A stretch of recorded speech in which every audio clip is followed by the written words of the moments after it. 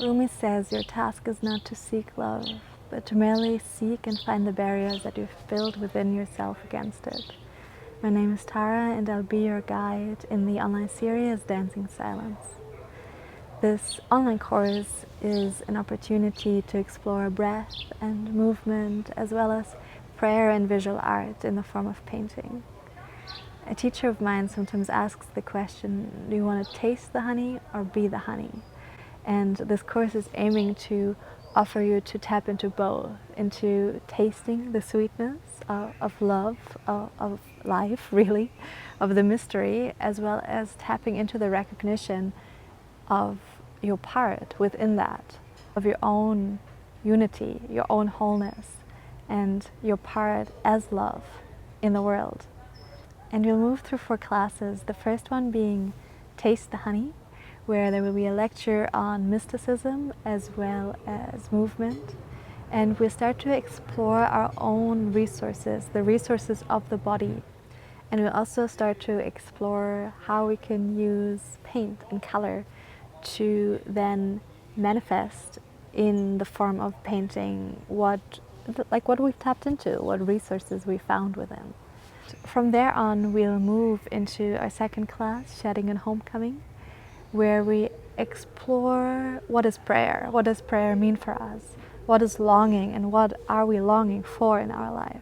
It's a longing that allows us to come into communication with ourselves, with others, with the divine. How we can use that longing and put it into shape, and with that start a dialogue with our own intimacy.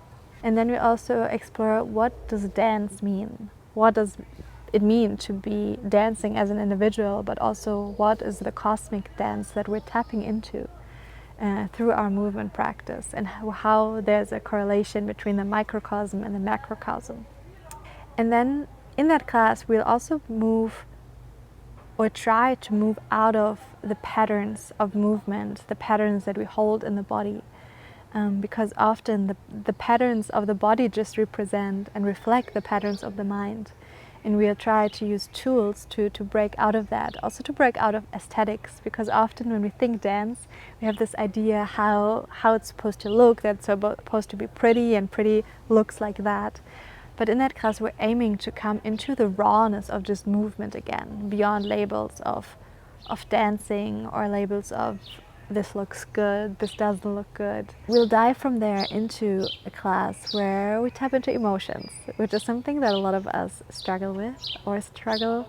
It's not that we don't experience emotions, we experience a lot of them, but struggle to channel them in a healthy way, in a way that they can be held and also expressed, and through that expression be transformed.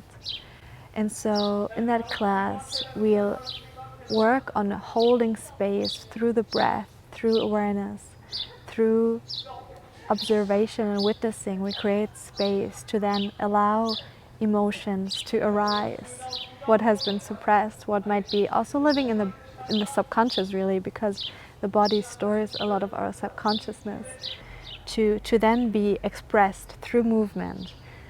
And in that expression of the movement, we might be able to see a transformation.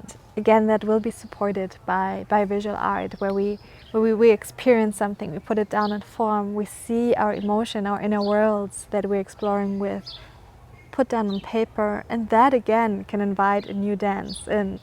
And then in our last class, Becoming the Honey, we'll integrate all of this and have a sweet celebration, really, with breath, with movement, with prayer, with visual art, where we come into our own vulnerability, into our own intimacy, and where we really meet what is alive.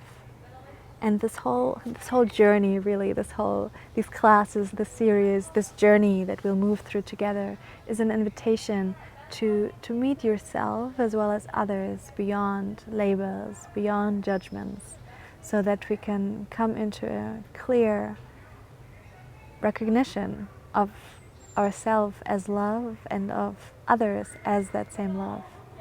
So I invite you to this gentle as well as radical approach to embody love. Thank you. I'm longing really and looking forward to meet you in that space. See you there.